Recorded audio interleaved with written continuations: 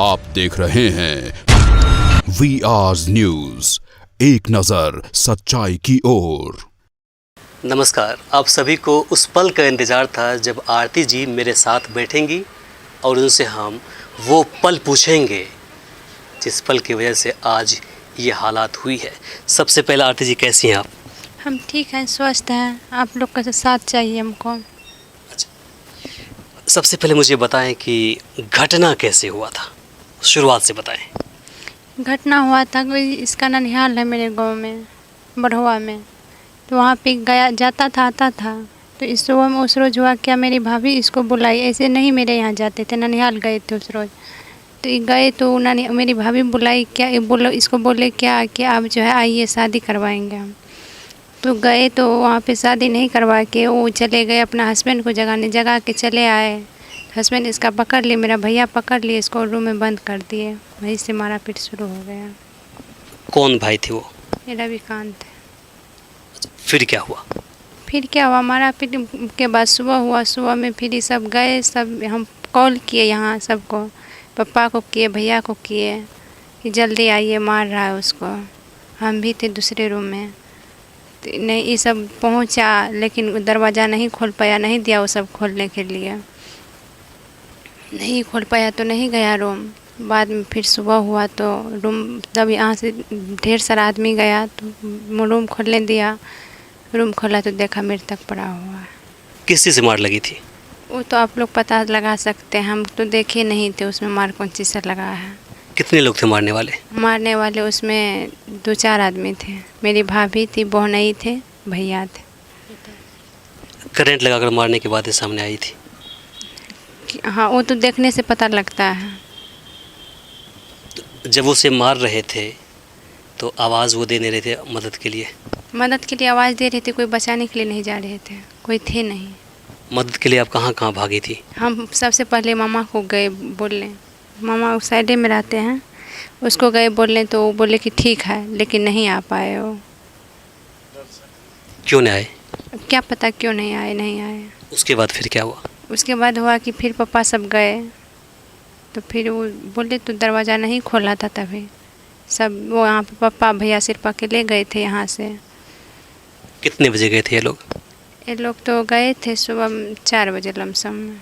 आपने कैसे फ़ोन किया इनको? मोबाइल से फ़ोन किए। मोबाइल मैं दूसरा रूम में थे तो सब फिर उसको जो मारने लगे तो रूम तोड़ के आए, रूम में से निकल करके आए। मोबाइल बरामदा पे फेंका हुआ था तो मोबाइल लिए तब कॉल किया। आपके साथ भी मारपीट हुई है? हाँ। कहाँ कहाँ चोट लगी आपको? वो गर्दन में चोट है, हाथ में है, सर पे है, पीठ में है। अब आप स्वस्थ हैं? हाँ, स्वस्थ है हम। अब आप क्या चाहती हैं?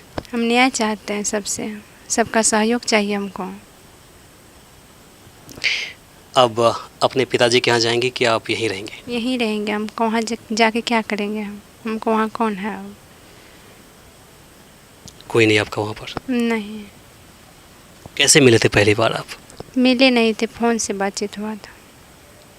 कभी वहाँ पर गए थे? उसका ननिहाल वहाँ पे है तो वहाँ पे जे करता था। आपसे मिले थे पहले 2 साल के दौरान? मिले नहीं थे, फ़ोन से बात होता था, वीडियो कॉलिंग सब होता था। वीडियो कॉलिंग से? हम्म। शादी को लेकर के आप लोगों की बातें हो रही थी आपस में? हाँ, हो रहे थे। सुबह हम बोले सब बाबा भैया सब क्या करवा देंगे शादी, गांव समाज का मैटर। आदमी सब आए तो बोले कि ठीक है, एक सबूत होना चाहिए उसके लिए। सबूत रहेगा तब ठीक रहेगा, नहीं तो क्या पता छोड़ भी सकता है।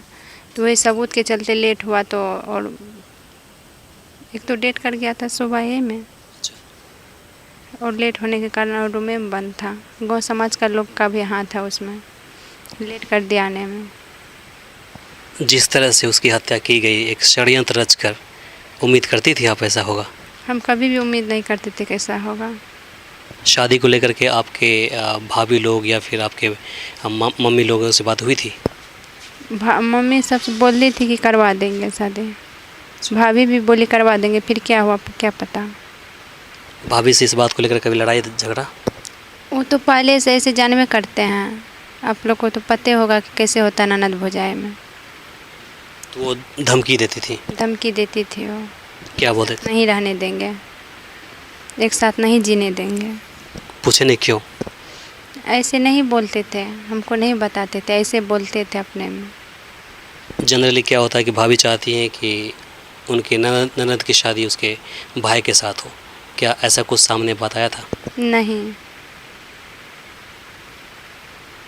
जीजाजी भी आए थे मारने के लिए? हाँ, बोले ना मेरा जीजा भी थे उसमें शामिल। अब आप छोटू के यहाँ ही रहेगी? हाँ।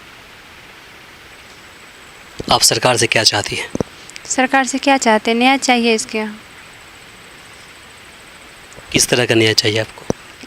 आप लोग बता सकते हैं किस तरह का न्याय चाहिए, आप लोग भी तो जानते हैं ना।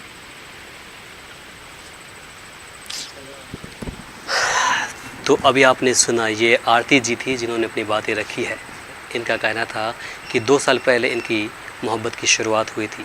छोटू से अक्सर ये फ़ोन पर बातें किया करती थी, लेकिन उस रात जब इसे बुलाया गया इनके घर पर, तो इन्हें अंदेशा हो गया था कहीं ना कहीं छोटू के साथ कुछ न कुछ अन्याय होने वाला है।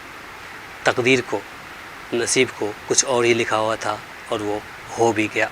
ये मदद के लिए हर दरवाजे पर गई। यहीं पर छोटू के नाना जी रहते हैं और ननिहाल है, बाकी समाज के लोग हैं, उनके पास ये मदद के लिए पहुंची, लेकिन वो लोग बोले कि अब अभी आते हैं, लेकिन वो समय पर नहीं आए। इसके बाद इन्होंने कॉल किया यहाँ पर छोटू के पिता को। पिताजी वहाँ पहुँचे, लेकिन उन लोगों ने किसी की बातें नहीं मानी। अंत में छोटू की लाश सुबह 3:30 से 4 बजे के आसपास घर से बाहर निकाला गया। अभी टूट चुकी है। इनका कहना है कि आप इसे मदद कीजिए, ये जो लड़ाई लड़ने जा रही है इसमें आप सभी सहयोग कीजिए। इसके साथ ही हम चाहेंगे कि आप इस वीडियो को अधिक से अधिक शेयर कीजिए, ताकि बाकी लोगों तक पहुंच जाए जो ये सोच रहे हैं कि आरती के साथ कुछ अनहोनी हुआ है, आरती ज़िंदा नहीं है या फिर आरती अभी स्वस्थ नहीं है। अभी हमारे साथ आरती हैं, बिल्कुल स्वस्थ हैं।